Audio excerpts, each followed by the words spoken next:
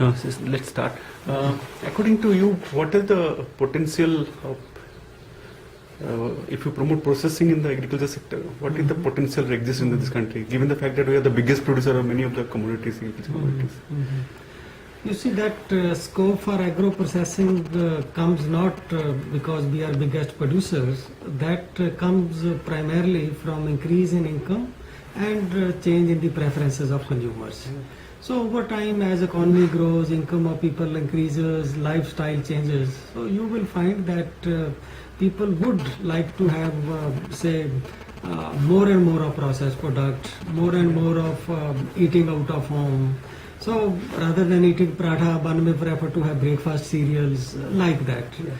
And we have also seen that historically, not only in India, this is evident from experience of developed world, that after some time, in the second stage of agriculture growth, the opportunities for value addition are much higher in post-harvest than in production.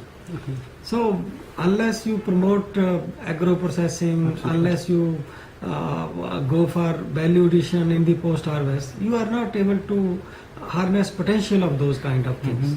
So this is what is happening in our country, that no doubt the demand for processed product, value-added product, quality product is rising, but supply is not able to keep pace with it. For instance, if you look at data on agro-processing and food processing, you will be surprised by the number. The growth rate in output of food processing sector is declining. Growth rate is, rather than growth rate getting accelerated, the growth rate is declining. This is because we are not having facilitating environment for growth of food processing and agro processing. And as a result, the consumer preference, the consumer demand for processed product is being met more and more from imports. Imported juice, imported breakfast cereals, and those kind of things. I feel that we need to have a facilitating environment for it, wherein a processor can have direct contact with the farmer, so that he can get the production of his choice at farmer's field, variety of his choice at farmer's field, which are easy to process, which are more amenable to processing, like that. Like table varieties are different than variety which are suitable for processing. So no doubt on demand side, we have a very strong case for in favor of processed product and value-added product. But I feel we need to do many things in the marketing front and policy front, and also linking processor to farmers. Can you give us a little more what should be done in the marketing front? Although most of the states we claim that APMC Model Act has been adopted, but still there is no alternative for the farmers exist besides going to APMC markets. So what your suggestion immediately say to next 5 to 10 years? What should be our focus now? You see, this if you look at this APMC Act changes at state level, in most of the state it has been done in a very diluted manner. Like the most important provision under APMC Act that affects linking of industry with the producer or linking of processing with the production is direct purchase by the processor or the industry. Now, unless you have clear guideline on contract farming, this will not make much progress. And if you look at the contract farming, like many states will say that we have allowed contract farming, but the strings attached to it, the conditionalities which are attached to it, they are preventing big business to enter into this kind of contract. But I can give you an example, because I did a study for International Food Policy Research Institute on marketing or agri marketing in Orissa, Bihar and Assam. But in these three states, one of the biggest producers of fruits and vegetables, still there is no APMC. But still no private investment is coming, and farmers are at the mercy of mostly local. You see, these states which you have mentioned, there the infrastructure is so poor that even now on APMC front they have no problem, but in terms of movement of produce, transportation, they have very serious problem. Like if Haryana say liberalize contract farming, you will see different type of result than the result you see in Bihar and Odisha. Similarly, if Punjab do this liberalization of markets and contract farming, you will see different type of results because every village is connected to road, then that link road is connected to state highway, national highway, all those things. And also the environment for industry. If you just find that for fresh produce you are buying in Bihar, but the processing industry is in Maharashtra, that transport cost and all those things will be so high that it will not justify. That's why we say that many things need to be done pan-India. That you are doing one thing in one state, but not in other states. So transport bottlenecks, cold chain bottlenecks, movement of produce, so many things are there. What about taxes? Because Punjab, Haryana, if you look at, these are the biggest in terms of agriculture, but the huge amount of taxes in their mandis, which is impacting per local purchases. Even the food processing industry in these states are not taking off the way it should have been basically. You see, the taxation in these states are quite high on cereal. They are not so high on fruit and vegetables. Okay. There are reasons for it that if you look at taxation on cereals, because Food Corporation of India procure all those things. So the tax rates are very, very high. But you are right that in the case of agriculture, you can have much bigger gain from revenue that you will earn from value addition than the revenue you will forego even if you reduce the tax. Absolutely. So many researchers like me, they are pleading strongly for it that you rationalize this taxation structure and this revenue consideration should not come in the way of progress of marketing. Right. But let me also share with you, sometime back I wrote a paper on marketing that one big problem affecting India's agriculture market is that after 60s and 70s, we did little to change regulation, to improve infrastructure, and to set up new kind of institutions. We have been focusing more and more on minimum support price, government doing everything, but we didn't allow market to play its role.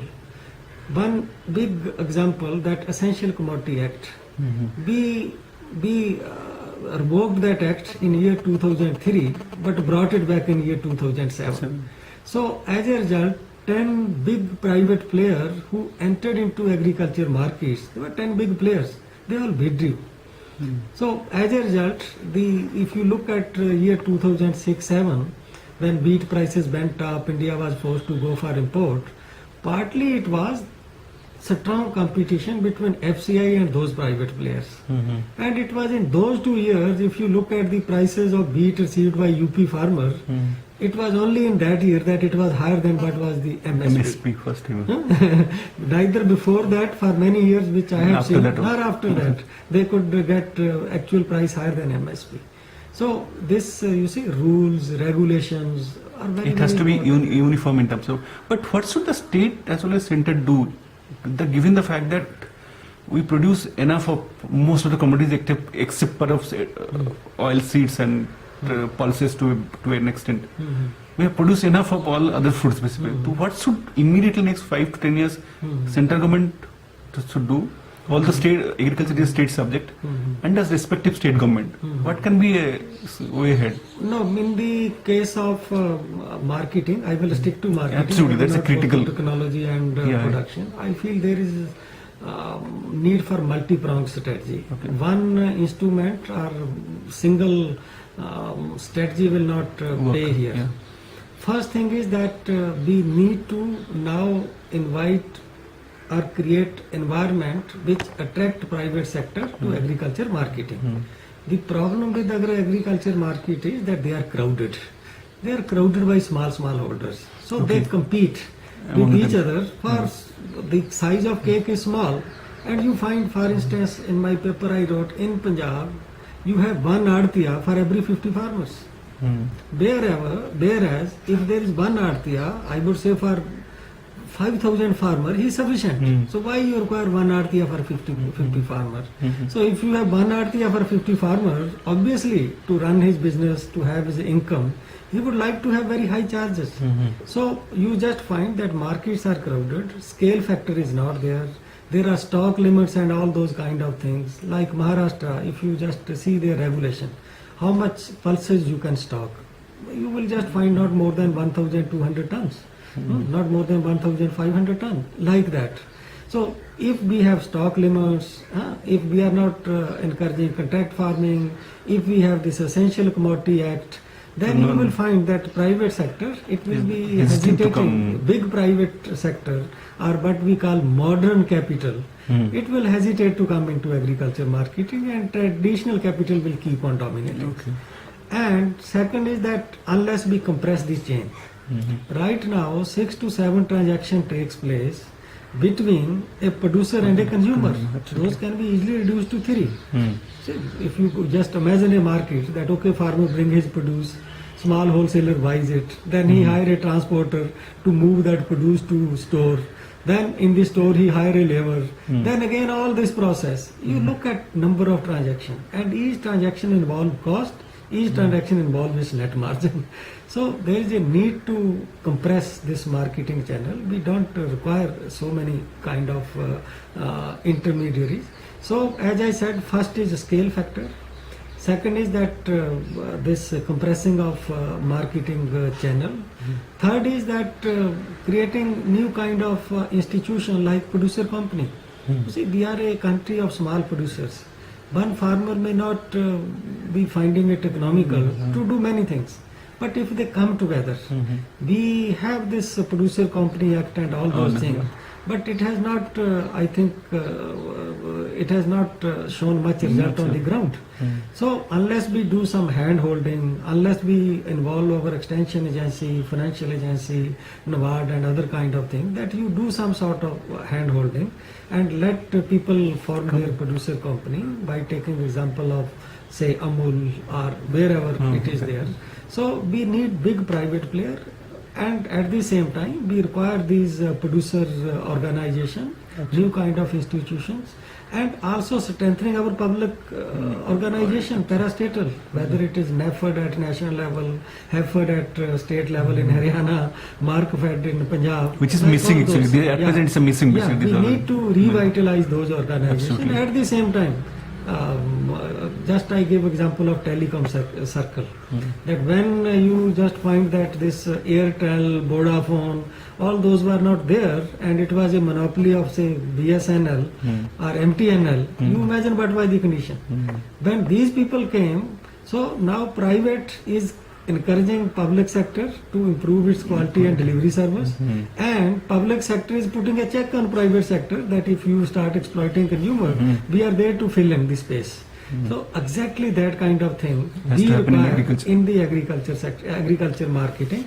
And I just say in many of my writing that Food Corporation of India must learn to operate alongside many private Absolutely, this is rather than creating an environment where it is only player to operate. One point I must make it a point, from 2007 onwards, there is an interesting state has happened. India has emerged as one of the biggest agriculture, not in the world, at least as far as rice goes. India has emerged as one of the biggest exporter of rice, as well as the other agriculture commodities such as meat, wheat, is another example. And guar gum, and meat. You will be surprised. Meat, yeah, I know. We are now largest exporter of meat, meat, even behind Brazil and Australia, and USA. Yeah. So how is it happened? If market is so inefficient, has the private sector is focused more on exporting? That has happened. What happened in the last 5 years, 6 years? That 22,000 crore rupees. In the case of meat or product like guar, there is minimal government intervention. You look at those that there is minimal intervention. Informal markets are operating. So informal market also have their own problem, but it also has a positive side of it, that no regulation come in the way. If a slaughterman, butcher or whosoever is there, goes to Haryana and buy some buffalo and take those to Mumbai. So if there is no regulation, regulation is needed in some cases, but what kind of regulation? Facilitating regulation or obstructive regulations. So rather than having obstructive regulation, it is better not to have a regulation. So that is what is happening in that case. In the case of rice, you see basmati, that is high value crop, and its export is of course rising. We got some technological benefit also there. But in the case of non-basmati rice, it is driven by sport. See, that government is procuring, then it is releasing. So you just find it that that private sector find it profitable, but it may not be profitable from nation's point of view. If you look at the economic cost to FCI and the cost at which and it's mostly going to the high, like neighboring countries, mostly going to it is going Bangladesh, to distant countries also, Africa and Africa, this Southeast Asia. So it is going to distant market also. But in the case of non-basmati rice, the cost is borne by government. But we still have a lot of potential in terms of exporting other kind of rice. Basmati is okay, but we have an excellent quality of rice too. I have proved in my paper that India is not inefficient producer of most of the agriculture commodities compared to major producer, but India is inefficient supplier of those commodities. In the sense that when it comes to marketing, when it comes to transport, just to give you one example, the cost of taking cereal by road to port in western India or in southern India is 3 to 4 times more than the cost of bringing that produce, say, from Thailand, even from Australia. If you take wheat from UP to southern states, it by road, it involves more cost than if you bring wheat from Australia or USA. So we are not inefficient producer, but we are inefficient in terms of marketing, inefficient in terms of processing, inefficient in terms of transport. And why produce has to go by road? Because we have small players. He doesn't have a full goods train to take to southern India from northern India because of various restrictions. If we can take by train, then cost is much less. So these are the things. So lastly, you can say we need to invest more in terms of logistics, marketing, because last couple of decades we have focused more on the production part rather than on the marketing part. Of course. In fact, even if you look at the mere number of markets, the growth in the market space is not even 1/3 of what is the growth in the marketable surplus. So if you look at number of regulated markets, it has not even grown by 1% last 8-10 years, whereas produce has been growing at 3%. So there are problems in infrastructure. We need to have, I think, this complete change in policies. And I would just say that right now our policy on marketing is stuck in satisfying the interest group. Satisfying producer by giving higher MSP, satisfying consumer by giving food subsidy, satisfying middleman by preventing competition. We have to come out of this triangle. And last question will be, how do you see yourself Indian agriculture moving in the next 5 to 10 years? I feel that given the potential in our country, still if you look at our yield level, they are low. They are low compared to the available technology, and they are also low compared to what are the yield in other important countries. So we have scope. So I feel that India will in next about 10-15 years, India is not going to face any problem. But we should not think merely in terms of feeding. We should think in terms of maximizing our gain, optimizing.